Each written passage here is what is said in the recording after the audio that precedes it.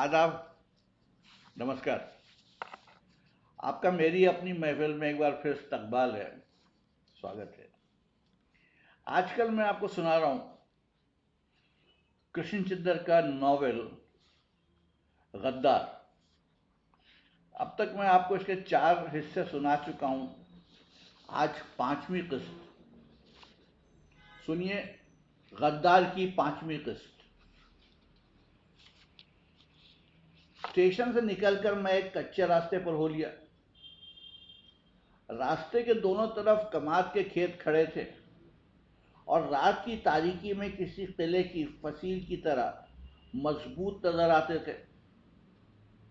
रात शर्म और खौफ से सहमी हुई उन कमादों में उतर आई थी। चारों तरफ एक हौलनाक सन्नाटा था।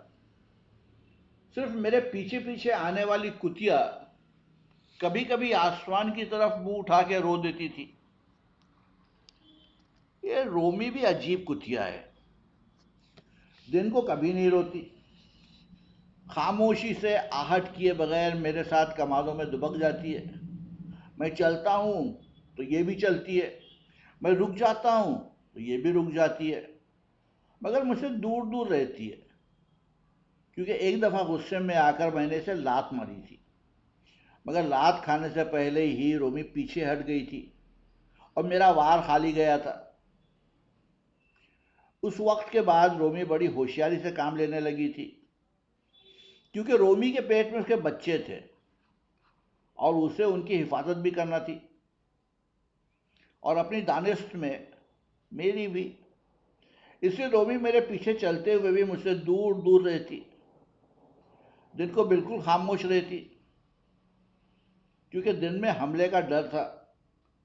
जाने इतनी अक्लमंदी उस कुतिया को किसने सिखा दी थी। वो सिर्फ रात को रोती थी और मुंह उठाकर आसमान की तरफ बैन करती थी।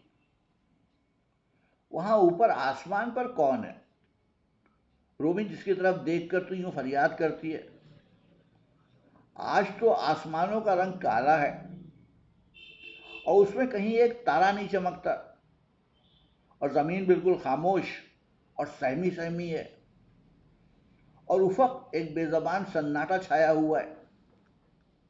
हवा भी नहीं कराती और दोनों तरफ किले की दीवारें बड़ी मजबूत हैं। तेरी फरियाद की आवाजें इस मजबूत तारीकी को चीर कर कहीं नहीं जा सकती, क्योंकि तारीकी का दिल नहीं होता, सिर्फ पेट होता है, और फरियाद सिर्फ दिल ही सुन सकता है। पेट तो सिर्फ लहू पीना जानता है। कुछ अरसे तक यूं ही चलता रहा। दिल में ख्याल ये था कि शायद मैंने उस रास्ते को ढूंढ कर दरिया तक हिफाजत से बच निकलने का रास्ता ढूंढ लिया है, मगर चंद मील चलने के बाद मालूम हुआ मैं रास्ता भूल गया हूं। ये तो वो रास्ता नहीं है जो मैंने समझा है। ये तो कोई और ही रास्ता है, और जाने किधर को जाता है। तंग रास्ता आहिस्ता आहिस्ता बड़ा होने लगा। आहिस्ता आहिस्ता उस रास्ते पर काफिले के गुजरने के निशान नजर आने लगे। सैकड़ों कदमों की उलझी हुई मिट्टी कहीं छुपी रहती है। रास्ते के किनारे से एक बुढ़ा जाट कराहता हुआ सॉरी रास्ते के किनारे एक बुढ़ा जाट कराहता हुआ मिला। मुझे देखकर एकदम खौफजदा होकर चुप हो गया। जब मैं उसे करीब जाके खड़ा हो गया तो उसने मेरी तरफ इस तरह देखा जैसे अपने सामने मौत देख रहा हो। मैंने कहा, घबराओ नहीं, मैं भी एक रिफ्यूजी हूं। उसकी जान में जान आई। उसका उभरा हुआ नरखरा 2-3 बार खामोशी से ऊपर नीचे को घूमा।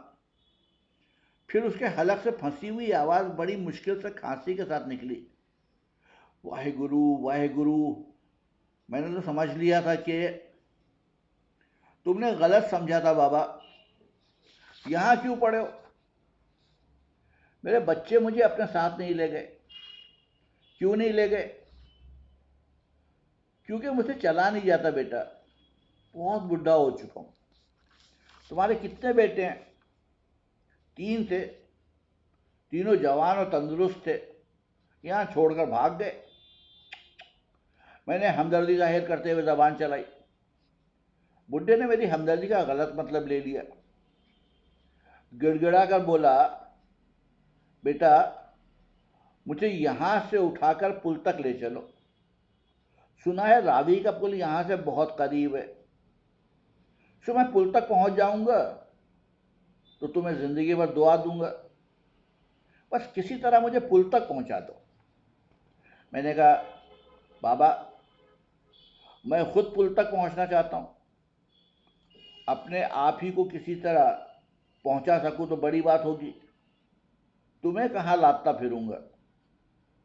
مجھے اپنے ساتھ لے چلو بیٹا, اپنے ساتھ لے چلو. میں آگے بڑھ گیا. بڈھا چند قدم گھٹنوں کے بل میرے پیچھے پیچھے گھسٹتا ہوا, گڑ گڑاتا ہوا, پہنچا دو بیٹا, بیٹا پہنچا دو. بڈھے نے میرا پاؤں پکڑ لیا. میں نے زور سے اپنا پاؤں جھٹک دیا. بڈھا لڑکھڑاتا ہوا, پٹخریاں کھاتا ہوا راستے کی ایک کھڈ میں جا گرا. کتیا نے ایک زور کی چیخ ماری اور پھٹی پھٹی نگاہوں سے میری طرف دیکھنے لگی. بہت دن ہوئے جیک لندن کی ایک کہانی میں نے پڑھی تھی. اس نے بتایا تھا کہ امریکہ کے اصلی باشندوں کے یہاں یہ دستور ہے کہ جب باپ بہت بڈھا ہو جاتا ہے تو اس کے بیٹے اس کے جھولے میں 7 دن کا کھانا, معاف کیجیے گا, تو اس کے بیٹے اس کے جھولے میں 7 دن کا کھانا, 7 دن کا تمباکو اور 7 دن کا پانی بھر کر رکھ دیتے ہیں, اور پھر اسے سردی کے موسم میں ایک برفیلی میدان میں تنہا چھوڑ دیتے ہیں. یہ اس زمانے کی رسم تھی جب انسان جنگلی اور قبائلی تھے, جب ذرائع پیداوار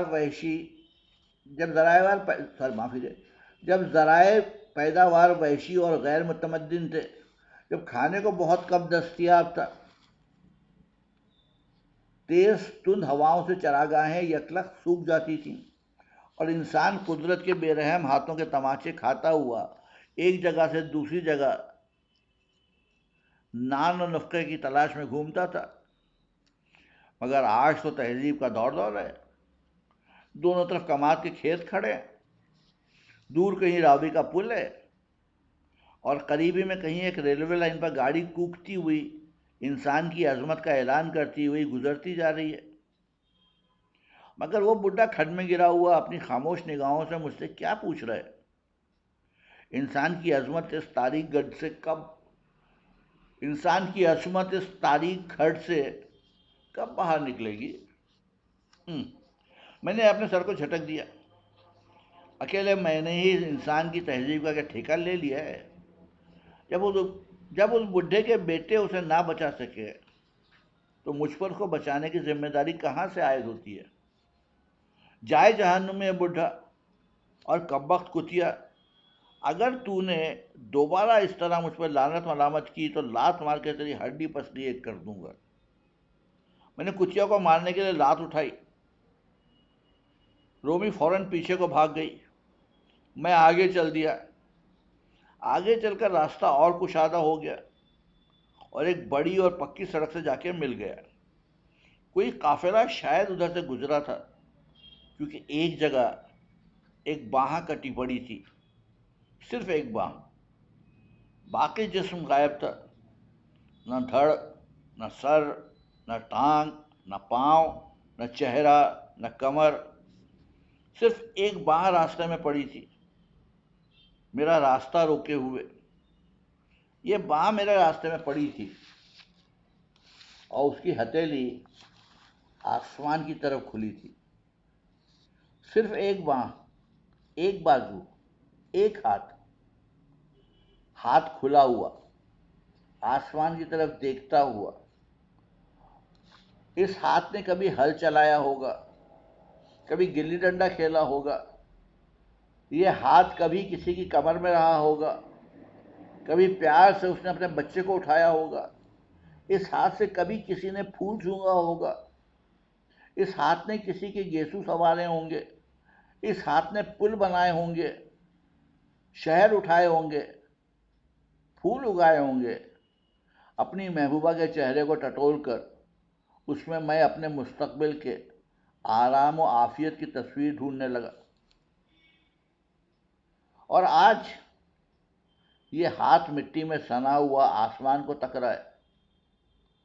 یہ ہاتھ کیا کسی ہندو کا ہے یا مسلمان کا ہے یا سکھ کا ہے یا عیسائی کا ہے؟ یہ ہاتھ جو کچھ کہتا نہیں، صرف اپنی 5 انگلیاں اٹھائے ہوئے آسمان کو خاموشی سے دیکھ رہا ہے، یہ کس کا ہاتھ ہے؟ اور اگر یہ کسی انسان کا ہاتھ ہے تو وہ انسان آج کہاں ہے؟ احمق پوچھتے ہیں، کتنے فریاد کرتے ہیں، مگر قافلے آگے بڑھ جاتے ہیں۔ میں ہاتھ کو پھلانگ کر آگے بڑھ گیا۔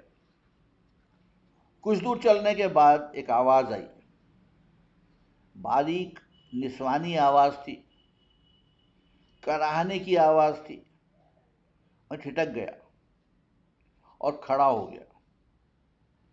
راستے میں ایک طرف 3 بچے مردہ پڑے تھے، ان کے قریب ایک عورت زخموں سے نڈھال پڑی کرا رہی تھی۔ مجھے دیکھتے ہی بولی، ویرا میری جان لے لے، مجھے مار دے۔ عورت کی کمر کے قریب بہت سارا خون بہہ کر جم چکا تھا، کچھ تھوڑا تھوڑا رس رسے کے بہہ رہا تھا۔ میں نے اسے پوچھا، تجھے کیا مسلمانوں نے مارا ہے؟ وہ بولی، نہیں، میرے گھر والے نے 3 بچے مار دیے اور مجھے بھی مارنا چاہا، مگر میں